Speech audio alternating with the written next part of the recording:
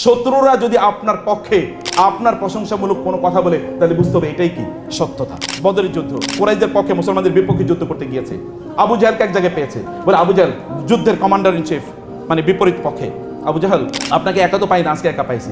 আমরা তো ওনার বিরুদ্ধে যুদ্ধ করতেছি, নো প্রবলেম। আপনি আমাকে বলেন তো ওনার ব্যাপারে আপনার মন্তব্য কি? বলে যে আমার মন্তব্য হলো, he is amazing, he is amazing, he has never told any lie, he has never cheated anyone and he has never hurt anyone. Appreciation কাকে বলে? এই লোকটা আসলে অ্যামেজিং। সে কোনোদিন কারো কোনো ক্ষতি করে নাই, কোনোদিন মিথ্যা কথা বলে নাই, কাউকে কোনোদিন কষ্ট দেয় নাই, সত্যি কষ্ট দেয়। এরকম যে মানুষকে আপনি অনুসরণ করবেন না, অথবা তার গল্প শুনবেন না, তো কার গল্প শুনবেন? আমাদেরকে এখন বলতে হয় নতুন করে, আপনাদেরকে বলে যাচ্ছে লিড দ্য লিডার্স। অধিকাংশ প্রতিষ্ঠানগুলো কেন ধসে পড়ে জানেন? কারণ আমরা লিডার তৈরি করি না, আমরা কেবল ফলোয়ার তৈরি করি। কারণ সেলিব্রিটিমের যুগ তো, সেলিব্রিটিজম। অতএব আমার ফলোয়ার সংখ্যা কত বেশি, এই জন্য আমি একেবারে ফুলে ফেপে উঠি। আমার ফলোয়ার 1 মিলিয়ন, 2 মিলিয়ন, 3 মিলিয়ন। ফলোয়ারশিপ বাড়ানো ইস্যু না, ফলোয়ারশিপ একটা বুদবুদের মতো। দেখেন এরপরে একটা উল্টাপাল্টা কথা বলে সব ফলোয়ার আপনার গালিগালাজ করা শুরু করে দেয়। এটা কিচ্ছু না, এগুলো পুরাটাই বুদবুদ, এর কোনো অস্তিত্ব নাই, এটা আনরিয়াল, এর মধ্যে কোনো রিয়েলিটি নাই। যেন বলছি আলহামদুলিল্লাহ, গত 1500 বছর জুড়ে একজন মানুষের নাম যদি বলতে হয়, যিনি মানব জীবনের এমন কোনো অঙ্গন নাই, এমন কোনো অংশ নাই, এমন কোনো রেলম নাই, এমন কোনো স্ফেয়ার নাই, এমন কোনো অ্যাফেয়ার নাই, যেখানে তিনি সমানভাবে 1500 বছর জুড়ে রেলেভেন্ট ছিলেন, 1500 বছর জুড়ে প্রাসঙ্গিক ছিলেন, এবং 1500 বছর জুড়ে তিনি সূর্যের চেয়ে অনেক অনেক বেশি দীপ্তিমান ছিলেন, এরকম একজন মানুষের নাম যদি বলতে হয়, তিনি হচ্ছে মুহাম্মদ রাসূলুল্লাহ সাল্লাল্লাহু আলাইহি ওয়াসাল্লাম। একজন মানুষের শ্রেষ্ঠতার জন্য যে জিনিসগুলো লাগে, তিনি সেই সকল জিনিসগুলোকে এককভাবে তার জীবনে একত্রিত করেছেন, অথবা আল্লাহ সুবহানাহু ওয়া তাআলা সেটি তার মধ্যে সন্নিবেশিত করেছেন, সমন্বয় ঘটিয়েছেন। আপনি একজন মানুষের গ্রেটনেসের জন্য 4টি জিনিস লাগে, খুবই গুরুত্বপূর্ণ। এর মধ্যে একটা হচ্ছে তিনি হিস্টোরিক্যালি প্রুভড হতে হবে যে he is a human being, he is not a legendary one, অথবা যদি আমরা বলি যে এরকম মানে যার অস্তিত্ব নিয়ে কোনো সন্দেহ আছে, আসলে এরকম কোনো লোক ছিল কিনা, অথবা যা তার ব্যাপারে বলা হয় এগুলো সবই সত্য কিনা, এইরকম এক ধরনের প্রশ্ন থাকতে পারে। কিন্তু মুহাম্মদ রাসূলুল্লাহ সাল্লাল্লাহু আলাইহি ওয়াসাল্লামের বিষয়ে হিস্টোরিক্যালি তার জীবনের এমনকি the most private areas of his life, those are also recorded and vividly clear in front of the people. তিনি একমাত্র মানুষ যার জীবনের এমন কোনো বিষয় নেই যেটা আপনি হিস্টোরিক্যালি চ্যালেঞ্জ করতে পারেন, বরং এটা হিস্টোরিক্যালি প্রুভড। আপনি মানব জীবনে এমনকি আমাদের এই সকল দেশেও যারা কিংবদন্তির মানুষ আছেন, তাদের অনেক অনেক ইস্যুকে আপনি চ্যালেঞ্জ করতে পারেন। Even after 20 years, after 30 years, after 40 years, even after 10 years, আপনি তাদের অনেক ক্যারিশমেটিক অ্যাচিভমেন্টসের কথা আপনি প্রশ্ন করতে পারেন, ওয়াজ ইট রিয়েলি দেয়ার, নাকি এটা কেউ আমাদের মাঝে সার্কুলেট করেছে। কিন্তু 1500 বছর আগের একজন মানুষের তার জীবনের যাই আপনি বলতে চান, ইভেন তার minute issues of his life, এটা এখন হিস্টোরিক্যালি আপনি প্রুভ করতে পারবেন, হিস্টোরিক্যালি আপনি প্রুভ করতে পারবেন, কোনো সমস্যা নেই। যদি আপনি বলেন ঐতিহাসিকভাবে আমি একটি চেইন অফ ন্যারেশন বা চেইন অফ ন্যারেটর্স, কারা এটা বলেছে, কার থেকে কে বলেছে, কার থেকে কে বলেছে, এটা যদি আপনি এখনও প্রুভ করতে চান, তাহলে আপনি প্রুভ করতে পারবেন সেটি। এবং আপনি জানেন যে মানবতার ইতিহাসে কোনো মানুষের কথা সংকলন করার জন্য একটা মুভমেন্ট তৈরি হতে পারে, এটা কেউ কোনোদিন কখনো শুনে নেই। আপনি একজন মানুষের কথা বলেন, যে মানুষ যা বলেছেন এটাকে সংকলন করার জন্য একটা মুভমেন্ট তৈরি হয়েছে, এমন মুভমেন্ট, ওটা হচ্ছে মানবতার ইতিহাসে একটা সোনালী মুভমেন্ট। এবং তিনি যা বলেছেন এটা সত্যিই তিনি বলেছেন কিনা সেটাকে প্রমাণ করার জন্য একটা সায়েন্টিফিক মেকানিজম অথবা একটা সায়েন্টিফিক প্রসিডিওর, এখন যেটা আপনারা জানেন বিজ্ঞানের গবেষণার জন্য, এম্পিরিক্যাল স্টাডির জন্য অনেক ধরনের রুলস আছে, এরকম একটা রুল তৈরি হয়েছে যে সত্যি কি তিনি এটি বলেছেন কি বলেন নাই। এমনকি যদি আপনি এখন বলেন তার ব্যাপারে তিনি বলেছেন বলে যে কথাগুলো রিপোর্টেড অ্যান্ড রেকর্ডেড, এগুলো আমি নতুন করে আমি চেক করতে চাই যেগুলো তিনি বলেছেন কেন, স্টিল ইট ইজ পসিবল। এবং গত এই যে শতাব্দীতে আমরা আছি, এই শতাব্দীতে বিশ্বের বিখ্যাত একজন স্কলার, তার নাম হচ্ছে নাসিরউদ্দিন আলবানী রাহিমাহুল্লাহ, তিনি মারা গিয়েছেন। তিনি রাসূলুল্লাহ সাল্লাল্লাহু আলাইহি ওয়াসাল্লামের সকল বক্তব্য নতুন করে তিনি চেক করে দেখিয়েছেন, এই বক্তব্যগুলো সত্যি তিনি বলেছেন, আর এগুলো তার ব্যাপারে ফেব্রিকেটেড অথবা এগুলো তার ব্যাপারে ফোর্সড, মানে এগুলো বানোয়াট, এগুলো তিনি বলেন নাই। আপনি অন্য কোনো মানুষের ব্যাপারে এটা বলেন। এবং কয়েকশো বছর জুড়ে মানুষরা, পৃথিবীর শ্রেষ্ঠতম জ্ঞানী লোকেরা এই কথাগুলো সংকলন করার জন্য পৃথিবীর এই প্রান্ত থেকে অন্য প্রান্তে তারা দৌড়ে বেরিয়েছে, আপনি পাবেন না। এমনকি আপনি যদি আমাদের অন্যান্য যে সকল গ্রেট রিলিজিয়ান্স আছে পৃথিবীতে, সেই গ্রেট রিলিজিয়ান্সের প্রফেটস অথবা ফাউন্ডার্স, তাদের যদি কথা বলেন, আপনি অধিকাংশের ব্যাপারেই দেখবেন তাদের কথাগুলো তাদের কম্পেনিয়ন যারা অথবা তাদের ডিসাইপল যারা, তারা বলেন না, অন্য কেউ 2 অথবা 3 জেনারেশন পরে কেউ এসে সেগুলো বলেছেন যে তিনি এই কথা বলেছেন। এবং you can't prove those historically, আপনি ঐতিহাসিকভাবে সেগুলোকে প্রমাণিত বলতে পারবেন না। In most of the cases you can challenge, কিন্তু এখানে আপনি চ্যালেঞ্জ করার কোনো উপায় নাই। এমন মেকানিজম, এমন ম্যাথোডোলজি এখানে তৈরি হয়েছে, এরকম ম্যাথোডোলজি পৃথিবীর ইতিহাসে কখনোই কোনো শাস্ত্রের ব্যাপারে আবিষ্কৃত হয় নাই, কোনো শাস্ত্রের ব্যাপারে আবিষ্কৃত হয় নাই। হিস্টোরিসিটি। 2 নম্বর হচ্ছে এটা অথেন্টিসিটি, মানে যা বলা হয়েছে তার ব্যাপারে সেটা কতটুকু অথেন্টিক, হিস্টোরিসিটির সাথে সম্পৃক্ত। 2 নম্বর আমি যেটা বলতে চাই তাহলে হচ্ছে কমপ্রেহেন্সিভনেস। কমপ্রেহেন্সিভনেস যদি আপনি, with due respect to Isaac নিউটনকে আমরা কেবল রেসপেক্ট করি because of his scientific theories. আপনি 3টা আইনস্টাইনের 3টা ল এর কথা বলেন, অথবা যদি আপনি ল অফ গ্র্যাভিটেশনের কথা বলেন, ইয়েস, এটা একটা বিশাল আবিষ্কার এবং মানব ইতিহাসে বিজ্ঞানের একটা বিশাল জয়যাত্রা শুরু হয়েছে, আপনি বলবেন যে সেখান থেকে। কিন্তু আপনি আইজ্যাক নিউটনের তার বাইরে আর কি জানেন বলেন, অথবা তার জীবনে আপনি যদি বলেন যে আইজ্যাক নিউটনকে আমি একজন বাবা হিসেবে দেখতে চাই, আপনি আমাকে খুব বেশি তথ্য দিতে পারবেন না এবং আপনিও খুব বেশি তথ্য খুঁজে পাবেন না। ফলে একজন মানুষের জীবনে যে কমপ্রেহেন্সিভ, মানে আপনি একজন ছাত্র অথবা ছাত্রী, একজন শিক্ষার্থী অথবা একজন শিক্ষক, অথবা ব্যাটল ফিল্ডে একজন কমান্ডার, অথবা একজন এনিমি, এমনকি একজন ফ্রেন্ড, আমি বলছি একজন এনিমি হিসেবে তার আদর্শ কেমন হবে বলেন তো? মানে আপনি কিভাবে একজন আইডিয়াল এনিমি হতে পারেন? আপনি বলবেন ideal enemy, yes, ideal enemy হতে পারে, শত্রু হতেই পারে, শত্রুতা থাকতেই পারে, অসম্ভব কোনো কিছু না। এখন তো আমাদের সবচেয়ে বেশি শত্রুতা হয় স্বামী স্ত্রীর মাঝে, প্রতিদিন ঝগড়া না করলে পেটের ভাত হজম হয় না। পরিস্থিতি এরকম জায়গায় আছে। সবচেয়ে খারাপ সম্পর্ক হলো স্বামী স্ত্রীর এখন, যেখানে সবচেয়ে ভালো সম্পর্ক থাকা উচিত। অধিকাংশ পুরুষরা বাসায় যায় লেট করে, কারণ বাসায় গেলে যদি স্ত্রীর চেহারা দেখতে হয়। একবার এক মহিলা, তিনি কাঁদতেছিলেন, স্বামীর ওয়াজ করা হচ্ছে, স্বামীর ইত্যাদি ওয়াজ করা হচ্ছে, তো একজন বৃদ্ধা নারী পেছন থেকে কাঁদতেছেন। তো যিনি আলোচনা করছেন তিনি জিজ্ঞেস করলেন যে আপনি কাঁদতেছেন কেন? আপনার স্বামী তো মারা গেছে, নিশ্চয়ই তার ব্যাপার কথা আপনার মনে পড়ছে। বলে হ্যাঁ মনে পড়ছে বটে, কিন্তু আপনি যেভাবে আলোচনা করছেন তাতে আমার সন্দেহ তৈরি হয়েছে ওনার সাথে আবার আমার জান্নাতে থাকা লাগে কিনা, আবার ওনার সাথে জান্নাতে আমার থাকা লাগবে, আমি এই ভয়ে কাঁদতেছি যে ওনার সাথে আবার আমার জান্নাতে থাকা লাগবে, আমি তো তার কাছ থেকে মুক্তি পাইতে চাইছিলাম। কিন্তু রাসূলুল্লাহ সাল্লাল্লাহু আলাইহি ওয়াসাল্লাম তার কমপ্রেহেন্সিভ আইডিয়ার কথা একবার চিন্তা করে দেখেন যে কতটুকু কমপ্রেহেন্সিভ ছিল। অ্যাজ অ্যান আইডিয়াল হাজব্যান্ড, অথবা যদি বলেন আইডিয়াল সান, অথবা যদি বলেন ideal president or prime minister or the economist or the philosopher, এমন একটা জায়গা বলেন, অর আইডিয়াল টিচার, এমন একটা জায়গা বলেন যেখানে তার comprehensiveness of his life has not touched that area or those areas, এমন একটা জায়গা আপনি বলতে পারবেন না। এই মানব ইতিহাসে যাকে নিয়ে সবচেয়ে বেশি গবেষণা হচ্ছে এবং হয়েছে, হবেও, মানব ইতিহাসের মানব জীবনের এমন কোনো অঙ্গন নাই, এমন কোনো অংশ নাই যে অংশে তিনি সমানভাবে সূর্যের চেয়েও অনেক অনেক দীপ্তিমানভাবে আলো ফেলেন না, এমন কোনো এরিয়া আপনি খুঁজে পাবেন না। আপনি একটা এরিয়ার নাম বলেন, যে এরিয়াতেই বলবেন যে এই জায়গায় রাসূল ইসলামের অবদান কি আপনি বলেন।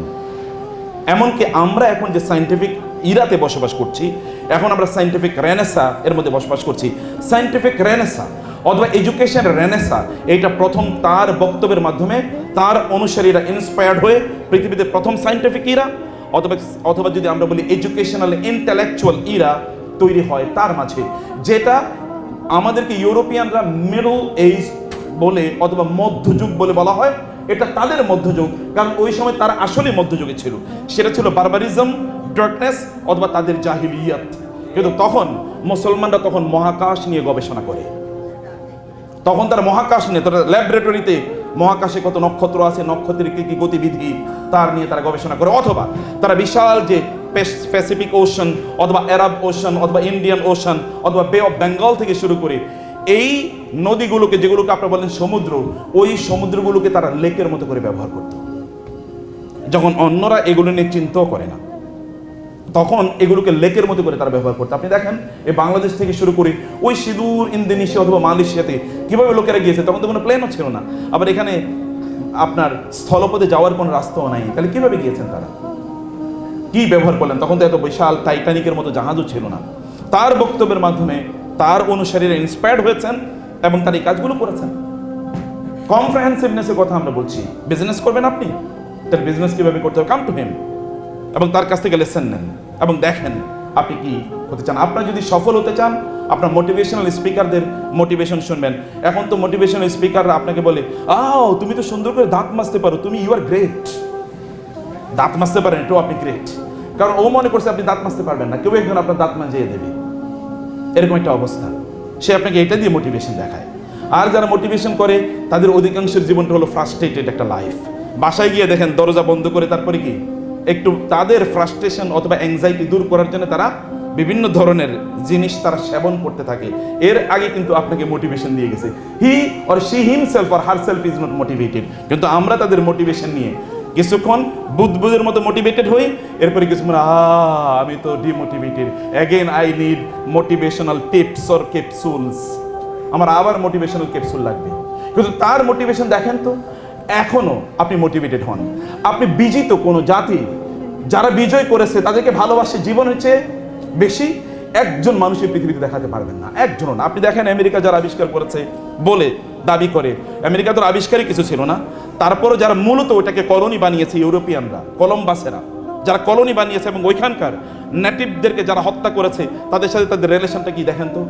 আপনি আমেরিকার নেটিভরা কই, তাদের খুঁজেও পাবেন না। এটাকে বলা হয় গ্যাটো, অর্থাৎ কোনো একটা জায়গায় তাদেরকে বন্দি করে রাখা হয়েছে, ওইখান থেকে তাদেরকে বেরো হতে দেওয়া হয়। আর আমরা তো দেখেছি ব্রিটিশরা আমাদেরকে নির্যাতিত করেছে, আমাদেরকে নিষ্পেষণ করেছে 190 বছর। আমরা দেখেছি কি করেছে, তারা এখান থেকে লুট করে নিয়ে গেছে এবং আমরা তাদেরকে কথায় কথায় আমরা ব্রিটিশদেরকে দায়ী করে থাকি ইত্যাদি ইত্যাদি। আবার খুবই দুঃখজনকভাবে একটা ব্রিটিশ পাসপোর্ট আমার থাকলে আমি আবার খুব এলিট ফিলও করি, ব্রিটিশদের গালিও দেই, আবার একটা পাসপোর্ট দিতে ওয়াও আই এম এলিট। অথবা আমি ইংরেজি বলতে পারি, মানে হচ্ছে আমি তো কিছু একটা হয়ে গেছি, আমিও বলে ফেলতেছি, কিছু মনে করেন না, কিন্তু আমি সেটা নিয়ে বলছি না। আমি বলছি আমাদের মধ্যে ডাবল স্ট্যান্ডার্ডের অবস্থাটা দেখেন। আপনি একদিকে ওইটা ইয়ে করছেন, অন্যদিকে আপনার ওই জায়গায় থাকতে পারলে আপনি মনে করেন যে আপনি কিছু একটা হয়ে গেছেন, অথচ তারাই আপনাকে শোষণ করেছে। আপনি তাদেরকে ভালোবাসতে পারেন না from the core of your heart. আপনি সেখানে যান ভিন্ন কারণে, you may go, no problem. কিন্তু আপনি বলেন তো বাংলাদেশ, এখানে তো তার অনুসারীরা পরবর্তীতে এখানে এসেছেন এবং তার বিজয় করেছেন, অথবা আরবের তিনি তো মক্কার ওই মরুভূমি থেকে তার মিশনটা তিনি শুরু করেছেন এবং মিশন পরবর্তীতে মদিনায় গিয়েছেন। এরপরে আরবের কোনো দেশ নাই, অথবা আফ্রিকার অধিকাংশ দেশগুলো, ইউরোপেরও অনেক দেশ, এবং এই যে আমাদের এই মিডল ইস্টের পরে এই অঞ্চলগুলোর কথা বলেন, most of the countries are under his rule or his শরিয়া। এবং আমরা তাকে কেমন ভালোবাসি, কোনো আরবের লোককে দাবি করে বলতে পারবে বাংলাদেশের মানুষের চেয়ে আমি মোহাম্মদকে বেশি ভালোবাসি সাল্লাল্লাহু আলাইহি সাল্লাম, বলতে পারবে এটা কেউ? বরং আপনি চ্যালেঞ্জ করে বলবেন, না, আমি আরবের লোকদের চেয়ে আল্লাহ রাসূলকে অনেক অনেক বেশি ভালোবাসি। You can claim it and you are valid in your claim. You বলতে পারেন আপনি, কারণ আপনি রাসূলের কথা বলে কাঁদেন। এবং ভাবতে আমার অবাক লাগে, 1500 বছর আগে একজন লোক আমাদের জন্য কাঁদতেন, ইয়া উম্মতি ইয়া উম্মতি, হে আমার উম্মত আমার উম্মত। 1500 বছর আগে একজন মানুষ আপনার জন্য কাঁদতেন।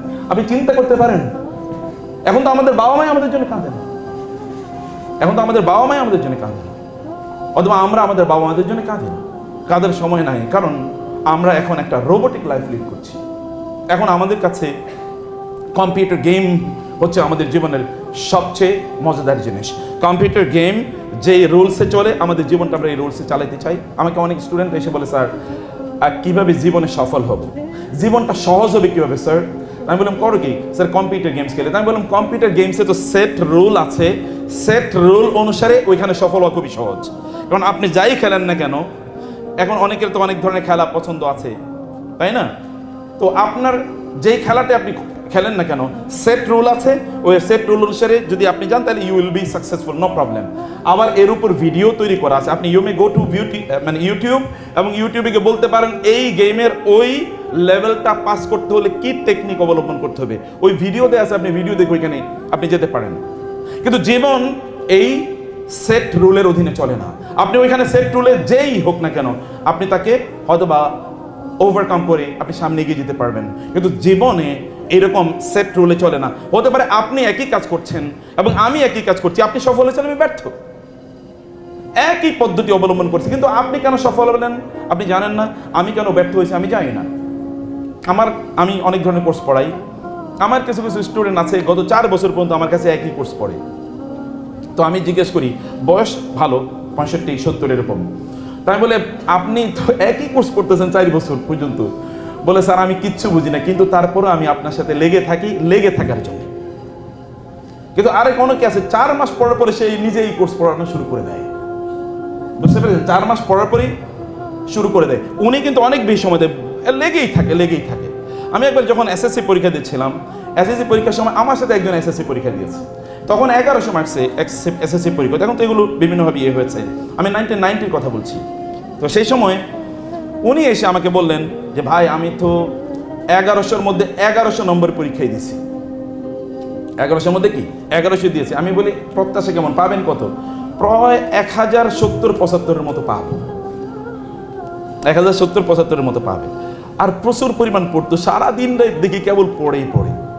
পরে যখন রেজাল্ট হলো, ওই সময় মানে রেজাল্ট ফার্স্ট ডিভিশন পাওয়া খুবই কঠিন ছিল।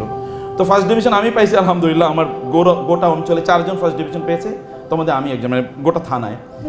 কিন্তু উনি পেয়েছে সব মিলে 110 মার্কস। এবং কি কারণে যে উনি 110 মার্কস পেল আজ পর্যন্ত এটা কোনো ব্যাখ্যা নাই।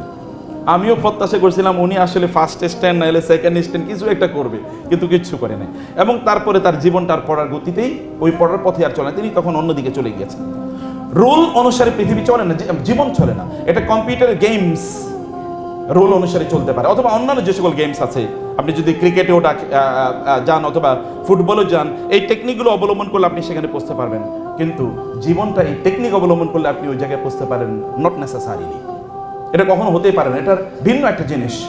রাসূলুল্লাহ সাল্লাল্লাহু আলাইহি ওয়াসাল্লাম কথা আমি বলছিলাম, রাসূলুল্লাহ সাল্লাল্লাহু আলাইহি ওয়াসাল্লাম তিনি তার গোটা জীবন জুড়ে আপনাকে এমন কিছু পথ এবং পদ্ধতি দেখিয়ে গিয়েছেন, এই পথ এবং পদ্ধতিতে আপনি যদি চলেন, দুনিয়ার জীবনে হতে পারে আপনি সফল হবেন না, but there is a life in the hereafter, সেখানে আপনি সফল হবেন এবং হবেন, নিশ্চিতভাবে আপনি সফল হবেন। রাসূলুল্লাহ সাল্লাল্লাহু আলাইহি ওয়াসাল্লাম তিনি কেন রেলেভেন্ট বলছিলাম, তিনি কমপ্রিহেনসিভ, এমন কোনো জায়গা নাই, এমন কোনো দিক নাই যেই দিকে তিনি আমাদের জন্য সমানভাবে তিনি প্রাসঙ্গিক নন, এমন কোনো অংশ নাই যেখানে তিনি সমানভাবে আমাদের জন্য রেডিয়েন্ট অথবা রেডিয়েট তিনি করছেন না। সূর্যের আলো কেবলমাত্র পৃথিবীর একটা অংশকে আলোকিত করে, আপনি জানেন সূর্যের আলো পৃথিবীকে কেবল একটা সময় আলোকিত করে। কখন এই অংশকে আলোকিত করে? ঠিক অন্য সময় অন্য অংশকে আলোকিত করে। কারণ এর যদি একটা অংশকে আলোকিত করে তাহলে এটা কি হয়ে যাবে, এটা তামা হয়ে যাবে। আর অন্য অংশকে আলোকিত করবে না যে অংশটাকে, সেটা তখন অ্যান্টার্কটিকা এর মতো সেটা পাথরে মানে বরফে পরিণত হবে। কিন্তু আপনি মুহাম্মদুর রাসূলুল্লাহ সাল্লাল্লাহু আলাইহি ওয়াসাল্লামের দিকে যদি তাকান, তাহলে কেবলমাত্র সূর্যের মতো তিনি একটা দিককে আলোকিত করেন, আরেকটা দিককে অন্ধকারাচ্ছন্ন করে রাখেন, এরকম নয়। গোটা পৃথিবীর সকল মানুষকে সমানভাবে তিনি 24 ঘন্টায় তিনি আলো দিয়ে যাচ্ছেন। এবং এই কারণে আল্লাহ সুবহানাহু তাকে ওয়া সিরাজাম মুনিরা, তাকে তিনি সূর্য, আলোক উজ্জ্বল সূর্য অথবা আলো প্রদানকারী সূর্য বলে আল্লাহ সুবহানাহু তাকে উল্লেখ করেছেন। তিনিও সূর্য, আকাশে সূর্য আছে, তিনিও আমাদের জন্য সূর্য। কিন্তু তার সূর্যের যে দীপ্তি, যে আলো, এর মধ্যে এমন কোনো তাপ নেই যে তাপে আপনি জ্বলে পড়ে যাবেন, বরং এতে আপনি শান্তি প্রশান্তি ফিল করবেন, বরং আপনি সফলতার প্রান্তে গিয়ে আপনি একত্রিত হতে পারবেন যদি আপনি তাকে আপনার আদর্শ হিসাবে গ্রহণ করেন। বলছিলাম যে তিনি কমপ্রিহেনসিভ, বিজিতরতাকে সমানভাবে ভালোবাসেন, যেমনিভাবে তাকে ভালোবাসত তার সাথীরা, আমরা ঠিক এমনিভাবে তাকে ভালোবাসি। 3 নম্বর যে বিষয়টি, তা হলো যে পারফেকশন। তিনি যা বলেছেন তা পারফেক্ট। এটা কেবল লফটি আইডিয়াস, রোজ ড্রিমস ইত্যকার বিষয় না, যে কেবল স্বপ্ন, আমি স্বপ্ন দেখতে ভালোবাসি এরকম টাইপের না। আমি স্বপ্ন দেখতে ভালোবাসি, আমি কেবল তোমার কাছে ছুটে আসি, এরকম টাইপের ইস্যু নয়। তিনি যা বলেছেন very much perfect, very much perfect, এর বাইরে আর কোনো জিনিস হতে পারে 100% পারফেক্ট। আপনি অন্য জায়গায় ইমপারফেকশন খুঁজে পেতে পারেন, তার বক্তব্যে, তার দেয়া পথে অথবা পদ্ধতিতে কোনো ইমপারফেকশন নাই, 100% পারফেক্ট। সেটি এই পারফেকশন কেবল তার আছে। এটা কেবলমাত্র একটা অঙ্গের কথা আমি বলছি না যে আপনি যখন দিন বা ধর্ম প্র্যাকটিস করবেন তখন আপনি পারফেক্ট অথবা পারফেকশন আপনি পাবেন, কিন্তু অন্য কিছু আপনি পারফেকশন পাবেন না, এরকম নয়। বরং আপনি সকল জায়গায় পারফেকশন পাবেন এবং প্র্যাকটিক্যাল অর্থাৎ প্র্যাগম্যাটিক, যা তিনি বলেছেন সব প্র্যাকটিক্যাল অ্যান্ড প্র্যাগম্যাটিক, আপনার জীবনে তা বাস্তবায়ন করার যোগ্য। স্যাররা এখানে আছেন, তার বিজনেস স্টাডিজ পড়ান, বিজনেস স্টাডিজ কয়টা থিওরি আমরা আমাদের জীবনে বাস্তবায়ন করতে পারি? আপনি যদি অন্যান্য যাই বলেন না কেন, সব থিওরিতে আপনার জীবনে আপনি বাস্তবায়ন করতে পারবেন না। অ্যাডাম স্মিথ আমাদেরকে ইকোনমিক্সে যে থিওরি দিয়েছে, most of the theories you can't apply in your practical life. এগুলো প্র্যাগম্যাটিক না, অনেক কিছু প্র্যাগম্যাটিক না। থিওলজিয়ানরা অথবা যা ফিলোসফাররা আমাদেরকে যে বক্তব্য দেন, সেগুলো আমরা সব কিছু প্র্যাকটিক্যালি অ্যাপ্লাই করতে পারি না। এমনকি সাইকোলজিস্টরা আমাদেরকে যে সকল থেরাপি দেন, এই থেরাপিও কিন্তু আমরা সব নিতে পারি না, সব আমরা নিতে পারি না। এগুলো প্র্যাকটিক্যাল না, সব কিছু প্র্যাগম্যাটিক না। কিন্তু তিনি যা বলেছেন তা 100% প্র্যাকটিক্যাল, 100% প্র্যাগম্যাটিক। আপনি একটাকেও চ্যালেঞ্জ করতে পারবেন না। আই চ্যালেঞ্জ ইউ, আপনি দেখান যে একটাকে আপনি প্র্যাকটিস করা যায় না, অথবা একটা ইমপ্র্যাকটিক্যাল, এটা একটা আপনি দেখান, এবং আপনি এটা কোনোদিনই খুঁজে পাবেন না। অতএব তিনি আমাদের জীবনের সবচেয়ে রেলেভেন্ট, এবং আমাদের জীবনের এমন কোনো অঙ্গন নাই যে অঙ্গনে তিনি আমাদের জন্য আদর্শ নন। আমরা এখন আনফর্চুনেটলি একটা সেলিব্রিটি সমাজে বসবাস করি। সেলিব্রিটিজমের প্রতি এক ধরনের ফ্যাসিনেশন আসে, সবাই সেলিব্রিটি হতে চায়, কমপক্ষে সোশ্যাল মিডিয়াতে আমরা সেলিব্রিটি হতে চাই। কিন্তু তিনি সেলিব্রিটি হয়েছেন কিসের মাধ্যমে? তিনি কোনো সেলিব্রিটি আদর্শ আমাদেরকে প্রদান করেন নাই, তিনি ভেরি মাচ প্র্যাকটিক্যাল আইডিয়া তিনি আমাদেরকে প্রদান করেছেন, যার মাধ্যমে সত্যিকার অর্থে আপনার যে জীবন, এই জীবনটাকে আপনি সফলতার দ্বার প্রান্তে আপনি নিয়ে যেতে পারেন। রাসূলুল্লাহ সাল্লাল্লাহু আলাইহি ওয়াসাল্লাম তার লিডারশিপ পলিসিটা কি ছিল, কিভাবে তিনি লিডারশিপ প্রদান করেছেন, কিভাবে তিনি মানুষকে তিনি পরিচালনা করেছেন, এই জায়গাটাতে এখন দ্বিতীয় জায়গায় একটু আমি আপনাদের দৃষ্টি আকর্ষণ করতে চাই। যে আপনাদেরকে যদি সত্যিকার অর্থে আপনার রেলেভেন্ট হতে চান, অথবা যদি আপনার সত্যিকার অর্থে লিডার হতে চান, সমাজকে যদি আপনার পরিচালনা করতে চান, তাহলে আপনাদের করণীয় কি, সেই বিষয়গুলো আপনাদেরকে বলবো। তার আগে আমি আপনাদেরকে বলবো, জন অ্যাডায়ার নামক একজন বিখ্যাত লিডারশিপ একজন স্কলার আছেন, জন অ্যাডায়ার একটা বই আছে, লিডারশিপ অফ মুহাম্মদ সাল্লাল্লাহু আলাইহি ওয়াসাল্লাম। বইটা এটা আপনারা অ্যামাজনে আপনার বইটা পেয়ে যাবেন। খুবই অসাধারণ বই, আমি কমপক্ষে 10 বছর আগে বইটি কিনেছি এবং বইটা খুবই সুন্দর, এবং তখন আমি বইটি পড়েছি। আমি বই থেকে আপনাকে কয়েকটা জিনিস একটু বলতে চাই, তারপরে তৃতীয় আলোচনায় হয়তো আমি যাব। রাসূলুল্লাহ সাল্লাল্লাহু আলাইহি ওয়াসাল্লামের ব্যাপারে, তিনি একজন খ্রিস্টান লেখক, তিনি মুসলিম লেখক নন। তিনি তার জীবনের উপর ভিত্তি করে তিনি আমাদেরকে, তিনি কেমন মানুষ ছিলেন এবং কিভাবে তিনি তার সমাজকে পরিচালনা করেছেন, সেই কয়েকটি 11টি পয়েন্টে তিনি সেই বিষয়গুলো আমাদের কাছে উল্লেখ করেছেন। তিনি 1 নম্বরে বলেছেন ইন্টিগ্রিটি এবং ট্রাস্ট। ইন্টিগ্রিটি এবং ট্রাস্ট, একজন মানুষের জীবনে আপনি ইন্টিগ্রিটি যেটাকে বলা হয়, আপনি যদি জীবনে সফল হতে চান তাহলে আপনাকে 3টা কাজ করা লাগে। একমাত্র হচ্ছে, আপনাদেরকে আমি বলবো এটা মুখস্থ করে রাখার জন্য, এটা হচ্ছে energy, focus, time. Energy, focus, time, energy, focus, time. আপনি সফল হতে চাইলে আপনি এই কাজটা করেন। খুবই দুর্ভাগ্যজনকভাবে আমাদের কাছে সফলতার একটা ভিন্ন সংজ্ঞা আমাদের কাছে উপস্থাপন করা হয়েছে। আপনি সফলতা বলতে কি বুঝেন? নিশ্চয়ই সফলতা বলতে আপনি মনে করবেন, আপনি যদি একটা বড় ইউনিভার্সিটিতে একটা ভালো ডিগ্রি থাকে তাহলে আপনি সফল। আপনি হয়তো সফলতা মনে করবেন, আমার যদি অনেকগুলো টাকা থেকে 1 কোটি টাকা থাকে তাহলে সফল। আপনি যদি মনে করবেন যে আমি কোনো একটা প্রতিষ্ঠানে যদি সেটা যদি এমডি, ম্যানেজিং ডিরেক্টর হতে পারি, অথবা ডিরেক্টর হতে পারি, অথবা ম্যানেজার হতে পারি, অথবা বড় কোনো পোস্ট বা পজিশন যদি আমি যেতে পারি, তাহলে আমি সফল। আপনি সফলতা মনে করবেন, আমি যদি আমার মনের মানুষটারে বিয়ে করতে পারি, খুবই খুশি। এই কথা বললে খুশি হবেন না কেন? অবশ্যই খুশি হবেন, ভালো তো, খুবই সমস্যা নেই। তো আপনি সফলতা হয়তো এগুলোই আপনি মনে করছেন, এগুলোকে আপনি হয়তো সফলতার মানদণ্ড মনে করছেন, কিন্তু আপনি কি জানেন আপনি ওইখানে যাওয়ার পর আপনি সফল বলে আপনার নিজকে আপনি বিবেচিত করবেন? আপনার সফলতা এর জন্যে আপনার ফিনিশিং লাইন কোনটি, এটাকে আপনি নির্ধারণ করতে পারবেন?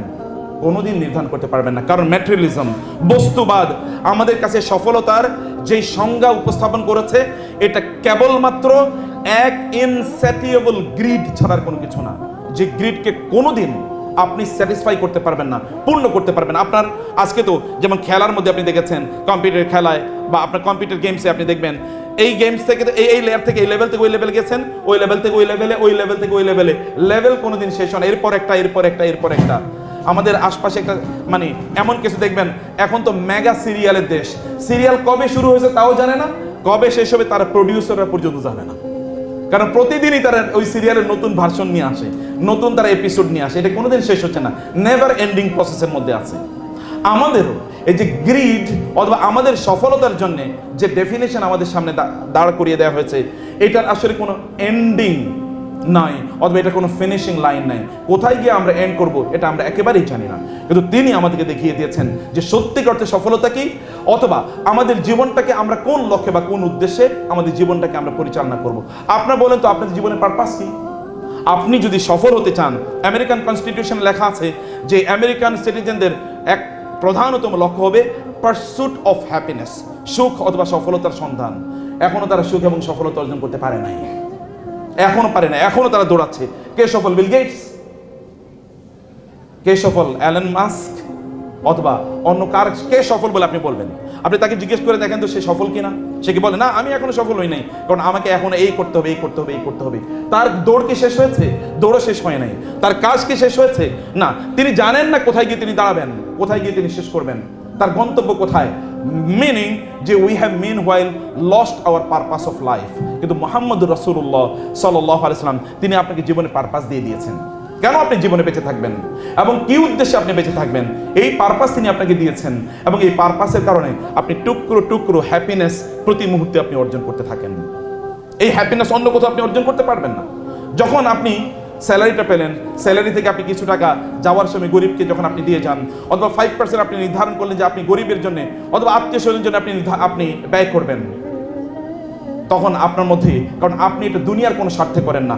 আপনি অ্যালন মাস্কদের মতো 1 কোটি টাকা ব্যয় করেছেন বা 1 বিলিয়ন আপনি ব্যয় করেছেন চ্যারিটিতে, আর 2 বিলিয়ন ব্যয় করেছেন অ্যাডভার্টাইজিংয়ে, তথাকথিত সিএসআর। সিএসআর তো আপনার নিশ্চয়ই বিজনেসের স্যাররা তো আসেনি।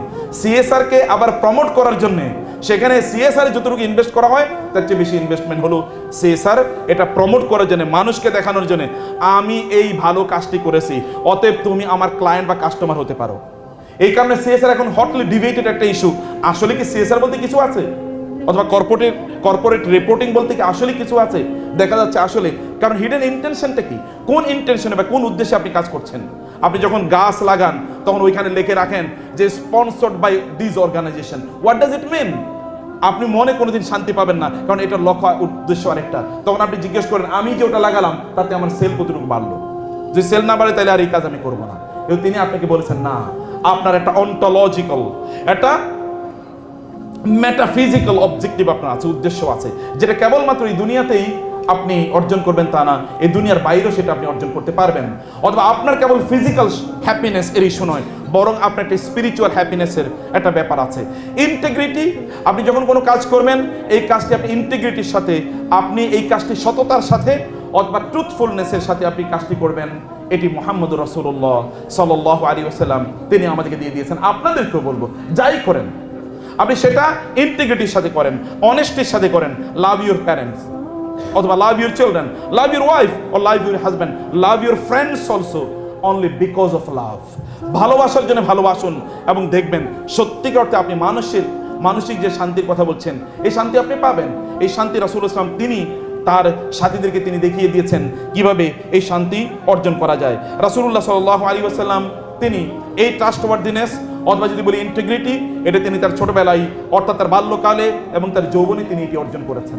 যেটাকে আমরা এর আগে আমাদের স্যার বলে গিয়েছেন যে তিনি বাল্যকালে তিনি ছিলেন আস-সাদিক এবং আল আমিন, তিনি ছিলেন পরম সত্যবাদী এবং তিনি পরম বিশ্বস্ত। আপনাদেরকে তো এখন ইয়াং জেনারেশনের বরং একটা বাতিক হয়ে গিয়েছে, কথায় কথায় তারা কোনো একটা মিথ্যাকে এটা সত্যের মতো করে উপস্থাপন করবে। এবং আমাদের অনেকে হয়ে গেছেন প্যাথোলজিক্যাল লায়ার। দেখবেন যা বলছে উনি জানেন যে এটা মিথ্যা বলছেন, তারপরে উনি যে কেন মিথ্যা বলেন উনি জানেন না, কারণ এর মধ্যে তিনি কি, এর মধ্যে তিনি আসলে অ্যাডিক্টেড হয়ে গেছেন। মানে মিথ্যা উনি উদ্দেশ্য করে বলেন নাই, কিন্তু তারপর মুখ থেকে মিথ্যা বের হয়ে যাচ্ছে। এইরকম অবস্থা তৈরি হয়েছে। কিন্তু আপনি এমন একজন মানুষ পৃথিবীর ইতিহাসে এসেছেন তিনি তার জীবনে কোনোদিন একবারও মিথ্যা কথা বলেন নাই। একজন মানুষ, তাকে নিয়ে আপনি গর্ব করবেন না তো কাকে নিয়ে গর্ব করবেন? তিনি যখন তার কাছে যখন রিসালাত আসলো তখন সাফা পাহাড়ের পাদদেশে তিনি দাঁড়ালেন। দাঁড়ানোর পর লোকদেরকে বলেন হে ইয়া মাশারা কুরাইশ, ও কুরাইশ কমিউনিটি। লোকেরা হুড়মুড় করে আসলো, মুহাম্মদ ডেকেছে। সাধারণ কেউ ডাকে নেই, মোহাম্মদ ডেকেছে সাল্লাল্লাহু আলাইহি ওয়াসাল্লাম। তারা আসলেন, আপনি কি বলতে চান আমাদেরকে? বলে, আমি তোমাদেরকে একটা বিষয় সতর্ক করতে চাই, আপনাদেরকে একটা বিষয় সতর্ক করতে চাই। আমি যদি আপনাদেরকে একটা কথা বলি, আপনাকে বিশ্বাস করবেন? বলে, কেন বিশ্বাস করব না? আমরা জীবনে আপনাকে কোনোদিন মিথ্যা কথা বলতে শুনি নাই, আপনি যা বলবেন আমরা তা বিশ্বাস করে নেব। তিনি বলেন, আমি তোমাদেরকে যদি বলি এই পাহাড়ের ওই পাড়ে একদল শত্রু উট পেতে আছে তোমাদেরকে আক্রমণ করার জন্য, তোমরা কি বিশ্বাস করবে? আপনাকে বিশ্বাস করবেন? তারা বললেন, হ্যাঁ বিশ্বাস করব, কারণ we have never experienced you telling lie, কখনো দেখিনি। তিনি বললেন, আমি তার চেয়ে আরো গ্রেটার বিগার ডেঞ্জারের ব্যাপারে তোমাদেরকে বলছি, তাহলে তোমরা যদি লা ইলাহা ইল্লাল্লাহর প্রতি ঈমান না আনো, তাহলে তোমাদের জন্য এরকম ভয়ঙ্কর অবস্থা বিরাজ করছে। তার চাচা দাঁড়িয়ে বললেন, তুব্বান লাকা ইয়া মুহাম্মদ, হে মুহাম্মদ তোমার হাত ধ্বংস হয়ে যাক, দুহাত তুলে তোমার হাত ধ্বংস হয়ে যাক, তুমি কি এই কারণে আমাদেরকে রেখেছো? আল্লাহ সুবহানাহু ওয়া তাআলা সহ্য করলেন না। মানবতার ইতিহাসে একজন মানুষ, তাকে কেউ যদি কিছু কটু কথা বলে, তাহলে আল্লাহ সুবহানাহু ওয়া তাআলা সরাসরি সেটার নিজের দায়িত্ব তিনি নিয়ে নেন। তিনি বললেন, আবু লাহাব তুমি বলেছো আমার হাবিবকে কেন্দ্র করে তাব্বাত মানে তুব্বান লাকা ইয়া মুহাম্মদ, আমি তোমার জন্য বলে দিলাম তাব্বাত ইয়াদা আবি লাহাবিন ওয়া তাব্বা, বরং আবু লাহাবের দুই হাত ধ্বংস এবং সে নিজেও ধ্বংস হয়ে যাবে। আল্লাহ সুবহানাহু ওয়া তাআলা has taken it upon himself, আল্লাহ তার নিজের দায়িত্ব নিয়ে গিয়েছেন যে তুমি তো এই কথা বলতে পারো না আবু লাহাব, তুমি এই কথা বলে তোমার নিজেরই তুমি ধ্বংস ডেকে নিয়ে এসেছো। রাসূলুল্লাহ সাল্লাল্লাহু আলাইহি ওয়াসাল্লাম তিনি তার জীবনে কখনো আমানতের খেয়ানত করেন না। আপনারা জানেন, he was the banker of Mecca. Mecca থেকে যখন তিনি মদিনায় হিজরত করে যান, এই অবস্থায় তিনি তার চাচাতো ভাই এবং তার ডিসাইপল আলী ইবনে আবি তালেবকে রেখে গেলেন তার বিছানায় শোয়া অবস্থায়। বলেন, আলী তুমি থাকো। কেন? আমি তো আপনার সাথে হিজরত করতে চাই না, মানুষের অনেক আমানত আমার কাছে আছে। অথচ তিনি মক্কার কি সবার এনিমি, অধিকাংশ লোকের এনিমি, তিনি শত্রুর কাছে এসে জিনিস আমানত রাখে। এখন তো বন্ধুর কাছে আমানত রাখেই খোঁজ পাওয়া যায় না। আপনি ব্যাংকে টাকা রাখলে এগুলো উদাও হয়ে যায়। আপনি কিভাবে আমানত যেখানে আছে, যারা নিশ্চিত গ্যারান্টি আপনাকে দিচ্ছে যে আপনি এখানে রাখলে আপনার কোনো সমস্যা হবে না, সেই জায়গায় আপনি নিশ্চিত না, আর শত্রুর কাছে আমানত রাখছে। আবার শত্রু তিনি রেখে যাচ্ছেন তার আপন ভাইকে, তার চাচাতো ভাইকে, তার কাজিনকে রেখে যাচ্ছেন যে তোমাকে আমি রেখে গেলাম, মানুষের কাছে তাদের আমানতগুলো পৌঁছে দেওয়ার পর then you start migrating towards Medina. তা তুমি মদিনায় তুমি হিজরত করা শুরু করো। মানবতার ইতিহাসে একজনের নাম বলেন। আমরা তো শত্রুর সম্পত্তি পেলে এরপরে এটার গনিমতের মাল হিসেবে ব্যবহার করা শুরু করে দিই, পাইছি। কিন্তু তিনি কোনোদিন এটা কখনো তিনি মনে করেন নাই he was the custodian of the people, of the properties of the people, and he was entrusted with their properties, whereas he was stated to be their staunchest enemy. তাদের সবচেয়ে ভয়ঙ্কর শত্রু, এই শত্রুর কাছে জিনিস রাখে, এটা তো কোনোদিন মানবতার ইতিহাসে এরকম ঘটনা ঘটে নাই। অথবা আপনি যদি if want to follow him, আপনি যদি তার একজন অনুসারী হতে চান, তাহলে আপনাকে কমপক্ষে এতটুকু কমিটমেন্ট করেন যে আমি কোনো মিথ্যা কথা বলবো না, কমপক্ষে আমি জেনে শুনে মিথ্যা কথা বলবো না। এতটুকু কমপক্ষে কমিটমেন্ট করা দরকার যদি আমি তাকে অনুসরণ করতে চাই। আপনি মিথ্যাও বলবেন আর তাকে অনুসারী বলে আপনি দাবি করবেন, তা হতে পারে না। এবং সত্য বলেই দেখেন যে আপনার জীবনটা কতটা সুন্দর হয়, কতটা সুখী হয়। আমাদের সব বড় প্রবলেম ফ্যামিলি লাইফে, বিশেষ করে again coming to the family life, স্যাররা এখানে আছেন এই কারণে বলছি, ফ্যামিলি লাইফে সবচেয়ে বড় প্রবলেম হলো স্বামী স্ত্রীর মধ্যে একটা মিথ্যা কথা বলা। তুমি আজকে কোথায় ছিলা? আমি অফিসেই তো ছিলাম। এই যে মিথ্যা শুরু হয়ে গেল, আর পরে 20টা মিথ্যা হবে এরপরে। না তুমি তো ছিলা না। হ্যাঁ আমি তো ছিলাম, তোমারে যে বলছে সে মিথ্যা কথা বলছে। আরে আমি দেখছি সিসি ক্যামেরায় তুমি ছিলে না, অথবা তোমার পিএস বলছে তুমি ছিলে না, আমি একটু বাইরে গেছিলাম, ও মনে হয় দেখেন ওই ছিল না। দেখেন মিথ্যা শুরু হয়ে গেছে, মিথ্যার চেইন অফ মিথ্যা, ভিসিয়াস সাইকেল অফ লাইস, এর মধ্যে আপনি ঢুকে যাবেন। ফ্যামিলি লাইফের সবচেয়ে বড় চ্যালেঞ্জ হলো কোনো কিছু কনসেল করা, অর্থাৎ কোনো কিছু গোপন করা। কিছু গোপন করবে না। স্বামী স্ত্রীর মধ্যে আবার গোপন কি? যে ইয়াংরা আপনি বিয়ে করবেন, এটা মনে রাখবেন, এটা আপনাদের জন্য টিপস। স্বামী স্ত্রীর মাঝে কোনো কিছু গোপন করবেন না। এই গোপন করাটাই হলো কি আপনার এই সংসার ভাঙ্গনের জন্য, অথবা পরবর্তীতে এক ধরনের ডিসকমফোর্ট তৈরি হওয়ার জন্য এটা প্রথম উপাদান। শয়তান মূলত এই চ্যানেল দিয়ে ঢুকে যায়। কোনো কিছু গোপন করবেন না, সবকিছু মেক এভরিথিং ডিসক্লোজড। এটা খুবই গুরুত্বপূর্ণ একটি বিষয়। রাসূলুল্লাহ সাল্লাল্লাহু আলাইহি ওয়াসাল্লাম তিনি তার ইন্টিগ্রিটি দিয়ে তিনি মানুষের হৃদয়কে তিনি কিভাবে জয় করেছেন। আপনি একবার চিন্তা করে দেখুন, হাজারে আসওয়াদকে নিয়ে, কালো পাথর নিয়ে, এগুলো আপনাদের জানা স্টোরি। তারপর আমি কেবল আপনাদেরকে রিমাইন্ডার হিসেবে বলছি, কালো পাথর তার স্থান থেকে, মানে কালো, যেহেতু বাইতুল্লাহ একবার ভেঙে গিয়েছিল, কাবা শরীফ ভেঙে গিয়েছিল, অতএব কাবা শরীফকে পুনর্বার এটাকে নির্মাণ করতে হবে। পুনর্নির্মাণ করার জন্য কুরাইশরা তারা টাকা পয়সা তুললো, পুনর্নির্মাণ করলো। কিন্তু হাজারে আসওয়াদ, এই কালো পাথরটি, ব্ল্যাক স্টোন, এটা সবসময় এটা খুবই মূল্যবান ছিল। এখন এই ব্ল্যাক স্টোনটা কে সরাবে এবং কে এনে আবার রাখবে, এটা নিয়ে আরবরা তারা যুদ্ধের অবস্থায় প্রায় চলে যায় এবং তারা সিদ্ধান্ত নিয়েছে প্রয়োজনে যুদ্ধ করব, but we will not disregard this or discard this honor and dignity। এই সম্মান, এই মর্যাদা আমরা কারো জন্য ছেড়ে দেব না, এটা আমাকে এই মর্যাদা নিতেই হবে। হাজারে আসওয়াদকে ধরবো এবং তার স্থানে এসে হাজারে আসওয়াদকে আবার রাখবো। কিন্তু তারা একটা রক্তক্ষয়ী যুদ্ধের দিকে এগিয়ে যাচ্ছিল। তাদের মধ্যে খুবই ইন্টেলিজেন্ট একজন ওল্ড ম্যান, এইজেড, তিনি এসে বললেন, তোমরা এই যুদ্ধে কেন জড়িয়ে যাচ্ছ, বরং আমরা একটা সমাধানের দিকে যাই। কি সমাধান? চলো আগামীকাল ভোরে যিনি কাবার চত্বরে সবার আগে প্রবেশ করবেন, আমরা তার যে সিদ্ধান্ত, সেই সিদ্ধান্ত মেনে নেব। এর মধ্যে একটা সলিউশন খুঁজি আমরা। বলে ঠিক আছে। সকালবেলা তারা, এই দিন তারা সকালবেলা ওইখানে গিয়ে বাইতুল্লাহর চত্বরে একটু দূরে তারা বসে থাকলেন যে কে চত্বরে সবার আগে প্রবেশ করে। দেখলেন সবার আগে প্রবেশ করেছেন যিনি, তিনি হচ্ছেন মুহাম্মদুর রাসূলুল্লাহ সাল্লাল্লাহু আলাইহি ওয়াসাল্লাম। তিনি এখনো নবী হন নাই, তিনি এখন নবী হন নাই। তারা বললেন, মুহাম্মদ হাদা মুহাম্মদ আস-সাদিক আল আমিন রাদিনা বিকাদাইহি, মুহাম্মদ আগে প্রবেশ করেছে, উনি যা সিদ্ধান্ত দেবেন এই সিদ্ধান্ত জাস্ট এন্ড জাস্টিস বেসড, অতএব তার সিদ্ধান্ত আমরা আজকে মেনে নেব। এবং তারপরেটা ইতিহাস। তিনি বললেন একটা কাপড় নিয়ে আসেন, সবাই কাপড় আনার পর বললেন সবাই আপনার কাপড়ে ধরেন। তিনি নিজে হাজারে আসওয়াদটা ধরলেন, ধরে কাপড়ে রাখলেন, বললেন ওইখানে নিয়ে রাখেন। ওইখান থেকে আবার হাজারে আসওয়াদ ওই কাপড়ের মধ্যে এনে তারপরে তার নিজের হাতে তিনি তার স্থানে হাজারে আসওয়াদকে রাখলেন। In this way he help the people of Mecca to avoid and avert this bloodshed, এই যে রক্তক্ষয় বা রক্তক্ষয়ী যুদ্ধ থেকে তিনি রক্ষা করলেন। ইন্টিগ্রিটি অথবা ট্রাস্ট ওয়ার্দিনেস, মানুষের মধ্যে এরকম স্থান দখল করে নেওয়া এটা সাধারণ বিষয় না। ইয়াংরা আছেন এখানে, আপনার এলাকার লোকেরা কি আপনাকে বলতে পারবে যে না এই ছেলেটা খুবই বিশ্বস্ত, তার অথবা এই মেয়েটা খুবই বিশ্বস্ত, তার ব্যাপারে আমাদের কোনো অভিযোগ নাই, এটা বলতে পারবে? আমি জানি না এটুকু বলতে পারবে কিনা। যদি আমাদের ব্যাপারে বলতে না পারে, we are surely loser, we are surely loser. আমরা আসলে বড় ধরনের একটা ক্ষতির মধ্যে নিমজ্জিত আছি। ভিশন, একজন মানুষের ভিশনারি হওয়া লাগে। আপনাদের ভিশন কতটুকু আছে? Become visionary. ভিশন নেন, এখন আপনার ভিশন তৈরি করা দরকার যে আপনি কি হতে চান বা আপনি কি করতে চান। আপনি কি হতে চান, আপনি কি করতে চান, আপনি কোন জায়গায় পৌঁছতে চান, সেই ভিশনটা আপনাকে তৈরি করতে হবে। ছোটবেলায় আমরা পড়েছিলাম, একবার এক ছেলে, আমি জিজ্ঞেস করলাম যে তুমি ইয়ে করেছো এসএসসিতে, তখন তো রচনা আসতো, এখন আসে কিনা জানি না, রচনা আসতো, তো সে এইম ইন লাইফ রচনা লিখে দিয়ে এসছে। আমি বললাম ভালো, কি লিখে দিয়ে এসছো? বলে I want to become a doctor, এটা আমি লিখে দিয়ে এসছি। সে কিন্তু আসছে পরে আসছে কিন্তু I want to become a doctor, এটা কারণ ওটা মুখস্থ করে গেছে, ওইটা লিখে দিয়ে এসছে। আমাদের জীবনের হয় কোনো গোল নাই, অথবা পারপাস নাই, অথবা কোনো এইম নাই, অথবা একটা মিসপ্লেসড একটা এইম নিয়ে আমরা বসবাস করছি। জানি না আমার করণীয় কি, বা আমি কি করতে চাই, আমি কি হতে চাই নাই, এটা আমাদের কেউ আগে বলতো আমাদেরকে, কিন্তু এখন আমাদেরকে বলার মানুষ নাই। আপনারা আপনাদের জীবনে একটা এইম তৈরি করেন। রাসূলুল্লাহ সাল্লাল্লাহু আলাইহি ওয়াসাল্লাম এর জীবনের দিকে যদি আপনি তাকান, তাহলে দেখবেন কিভাবে একজন মানুষ টুয়ার্ডস হিজ এইম, তার লক্ষ্য পানে কিভাবে তিনি ছুটে চলেছেন। আমরা অনেকেই স্টার্ট আপ কিন্তু তৈরি করি, গ্রহণ করি, এবং এক বছর পরে সব শেষ, না আমার স্টার্ট আপটা চললো না। মুহাম্মদ সাল্লাল্লাহু আলাইহি ওয়াসাল্লাম একটা স্টার্ট আপ তৈরি করেছেন।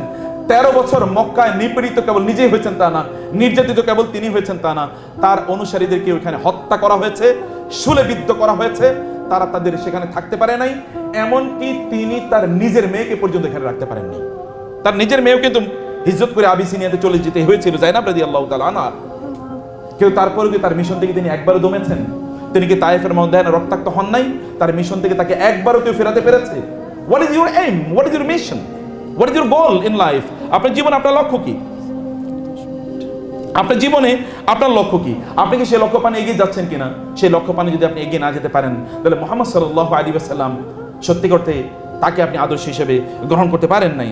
সে কারণে আপনাকে যত ক্রাইসিস থাকুক না কেন, মনে রাখবেন ক্রাইসিস আল্লাহ সুবহানাহু ওয়া তাআলা আপনাকে দেন এটা এই জন্যে নয়, অথবা বিপদ আল্লাহ তাআলা আপনাকে এই জন্যে দেন এই জন্যে নয় যে আপনি কোনো গুনাহ করেছেন, অনেকের এরকম একটা ফিলিং থাকতে পারে, বিশেষ করে আমাদের বোনদের মধ্যে, কোনো বিপদ হলে নিশ্চয়ই আমি মনে হয় কোনো একটা গুনাহ করছি, না এলে কেন এরকম বিপদ হলো। তারা সব সময়, অনেক বোনদেরকে দেখেছি, মানে তারা হয়তো বা ধরেন 1000-এর মধ্যে 900, 950, আমার স্টুডেন্টদের মধ্যে অনেকে দেখেছি 1000-এর মধ্যে 950 পেয়েছে, তারপরে স্যার আমি আরেকটু বেশি পাইলাম না কেন, আমার তো আরেকটু বেশি পাওয়া উচিত ছিল। আর ছেলেরা যদি 1000-এর মধ্যে 500 পায়, স্যার আমি 500 পাইছি মাশাআল্লাহ, মানে 500 পায়, এবার হচ্ছে গোটা দুনিয়া উল্টিয়ে ফেলেছে। আর তারা 950 পাওয়ার পরে এরপরে খুবই ফ্রাস্ট্রেটেড। রাসূলুল্লাহ সাল্লাল্লাহু আলাইহি ওয়াসাল্লাম তিনি একটা বিশাল মিশন দিয়ে দিয়েছেন, একটা গোল দিয়ে দিয়েছেন। এই গোল অনুসারে আপনাকে চলতে হয়। তিনি কোনোদিন ক্রাইসিস, এটা আপনার জীবনে আপনি অপরাধ করেছেন এই কারণে আসে নাই, ক্রাইসিস আসে আপনার জীবনকে আরো উচ্চতায় নিয়ে যাওয়ার জন্য, আরো অনেক উন্নত হবেন আপনি, কারণ আপনি ক্রাইসিসগুলো কিভাবে ট্যাকল দিতে হয় এটাকে এই এই এই অভিজ্ঞতা অর্জন করে তারপর আপনি সামনে যাবেন। আল্লাহ সুবহানাহু ওয়া তাআলা wants to make you the leader of the community, of the society, এবং এই কারণে এটা হতে হয়। রাসূল সাল্লাল্লাহু আলাইহি ওয়াসাল্লাম তিনি তো কোনো অন্যায় করেন নাই, না বিফোর বিকামিং প্রফেট, না আফটার বিকামিং প্রফেট, তারপরে তার জীবনে এত কষ্ট কেন? আপনি কি জানেন পৃথিবীর মনে হয় একমাত্র মানুষ তার সকল সন্তান মারা গেছে, তার জীবদ্দশায়, তার 7 সন্তানের মধ্যে জীবদ্দশায় 6 জন সন্তানই মারা গেছে।